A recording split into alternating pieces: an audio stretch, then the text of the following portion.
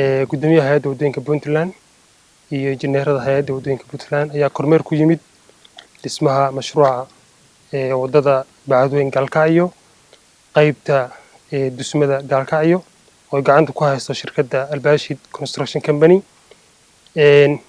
Tiimku wuxuu kormeeray habsimo socodka shaqada wadada. Ilaa hadda shaqadu waxay maraysaa meel fiican, waxayna ku socotaa qaabkii loogu talagalay iyadoo shirkaddu ay raacayso designkii iyo BOQ-da hay'addu samaysay. Shaqada ilaa hadda la qabtay waa 5 kilomitir iyo bar oo iskugu jira qayb la jarayo garbaha wadooyinka iyo qayb laga shaqeynayo guud ahaan wadada oo ah reconstruction. Sidoo kale waxaa meel fiican maraya dhismaha wadada lixaadka oo maraysa ku dhawaad 10 kilomitir oo shirkaddu ay wado. Shaqadu waxay ku socotaa sidii loogu talagalay, waxaana lagu apply gareeyay standardskii hay'addu diyaarisay.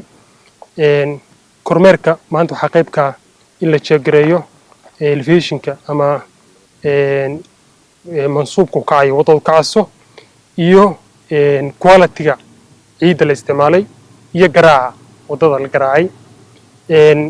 Waxaa jiray caqabado kooban oo hawaa shaqada ku keenay kaabis kooban oo ka mid tahay roobabkii da'ay isbuucii la soo dhaafay iyo ciidda lagu dhisayo wadada oo ku yar deegaanka oo shirkaddu ay ka keento deegaano fog.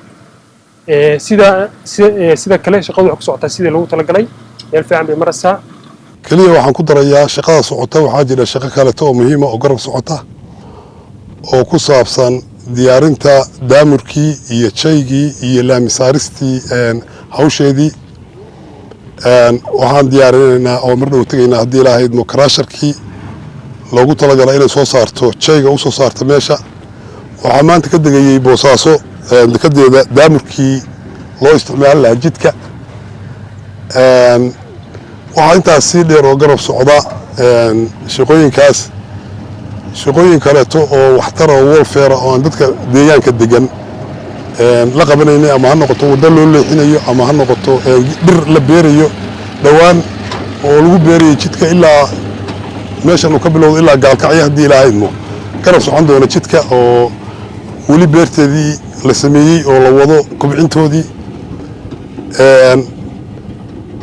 intaasaan ku darayaa haddii ilaahay idmo wax shaqadii sidii loogu talagalay socotaa, waqtigii loogu talagalay maraysaa. caqabada kaliya carakaawo ahayd 5 kilomitir in laga soo qaado wadada dhinaceeda ayaa go'an baag markaanu qiyaasnay ilaa dhamaystirka wadada 48 kilomitir waxa la yiraahdaa howling distance-ga noqotay.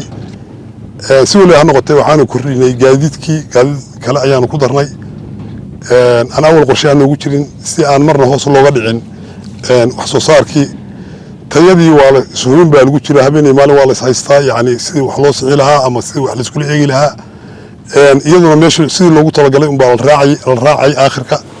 wadada shaqadeedu waxay soo bilaabatay bishii August. intaas wuxuu ahaa dib u dejin shirkadda iyo mashruuca. bishii September-na waxaa bilowday dhismihii. shaqada hadda la qabtay guud ahaan waa 5 kilomitir iyo bar oo wadada laamiga ah. qaybahaas iskugu jira shaqooyinkii lakabyadii kala duwanaa laga shaqeeyay.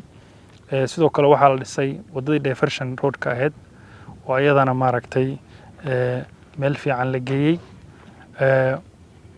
waxaan ku faraxsanahay guud ahaan muddadii hadda shaqadu socotay progress-ka la sameeyay. shirkadduna dadaal badan bay ka samaysay arrinkaas. sidoo kale mas'uuliyiinta shirkadda iyo shaqaalaheeduba waxay muujiyeen xirfad professionalism intay hadda shaqada wadeen, sidii tayada loo ilaalin lahaa, sidii ula jaan qaadi lahaayeen standardska hay'adda wadooyinka ee hubinta tayada iyo kuwa caalamiga intaba. runtii dooda adag oo habeen maalin baan dhex marta. ujeedku doodaasna waa dood caafimaad qabto tayadan see loo ilaaliyaa qofka jidka marayana uu helaa wado fiican oo tayo leh mustaqbalka. intaas kadib waxaan rabaa caqabadii hadda la sheegay runtii oo badankood la xaliyay. waxa ugu muhiimsanaa carakaawada oo runtii ay adkaatay in maaragtay laga helo aagan oo ilaa 10 kilomitir mararka qaarkood laga raadinayo iyo carakaawada quantity la helay oo yar carakaawada ku habboon quantity la helay oo aad u yar meelahaasna waa tegi doonaa insha Allah caqabada kale oo soo wajahday bishan hadda dhamaatay October waxay ahayd waa caqabad la xiriirta roobka oo dhowr jeer shaqada istaajiyay maalinta roobku da'ayo shaqadu way adag tahay in la wado ama la wadi karo ayadoo ay saas tahay shaqada hadda progress guud oo soo yahay waa mid maaragtay macquul ah inkastoo aan rabnay inta in ka badan in la gaaro oo targetku wuxuu ahaa ilaa 8 ilaa 10 kilomitir hadda in la gaaro laakiin duruufahaas yimid iyo caqabadahaas jira baa keenaya intaas kadib waxaan rabaa in dadweynaha u sheego jidkan waa jidkii uu dhagax dhigay madaxweynaha dowladda Puntland runtii waxaa lagu dhisayaa waa canshuurta shacabka reer Puntland waxaan rabaa inaan u sheego in shirkadaha dhaqaalihii loogu talagalay oo ah horumarintii 10% la bixiyay oo dowladdu ay bixisay dhanka dhaqaalaha farsamo ahaan ay dowladdu diyaar u tahay wixii technical support ah shirkadaha si shaqadeeda u gutaan laga caawiyo farsamo ahaan iyo amni ahaan intaba waxaan rabaa marka inaan u mahadceliyo dadweynaha sida wacan oo ay ula qabsadeen oo ula janqaadeen shaqadan oo wadada leexadka ay marayaan uu hogaamsan mashruuc la dejiyay waxaan kaloo rabaa inaan u mahadceliyo madaxweynaha dowladda Puntland oo runtii mashruucan priority mudnaan aad u sareysiiyay iyadoo dalku dagaal ku jiro duruufo dhaqaale jiraan cunaqabateyn dowladda federaalka ay saartay mashaariicdii iyo dhaqaalihiiba ay sameysay committee resource-ga yaraayo dadka u soo haray in development iyo wadooyin la geliyo mudnaanta koowaadna siiyay gobolka Mudug wadadan 40 kilomitir runtii waa arrin mudan in la xuso loogana mahadceliyo sidoo kale wasaaradda maaliyadda oo habeenii maalin wasiirka wasaaradda howlaha guud oo habeenii maalin nagu daba taagan la socoshada shaqadan boorka hay'adan ah dowladda oo dhan waa mahadcelinayaa ugu dambeyntii waxaan rabaa inaan mahadceliyo shirkadda Albashid shaqadan hadda ay wado suulinimada maaragtay xilkasnimada lix jeclada inta uga jirta John aad baan kaaga mahadcelinayaa sidoo kale shaqadii aqabateenna waan idinka mahadcelinayaa shaqo qurux badan oo aad u fiican baan hadda aragnaa so far waxaan rabaa inaan mahadceliyo injineerada agteeda taagan oo shaqadan maalin kastaba u soo jarmaada ka shaqeeya iyadoo duruufaha adag ay ku shaqeynayaan la og yahay aad iyo aad u mahadsantiin dhammaantiin miidiyaga sidoo kale assalaamu calaykum waraxmatullahi wabarakaatuh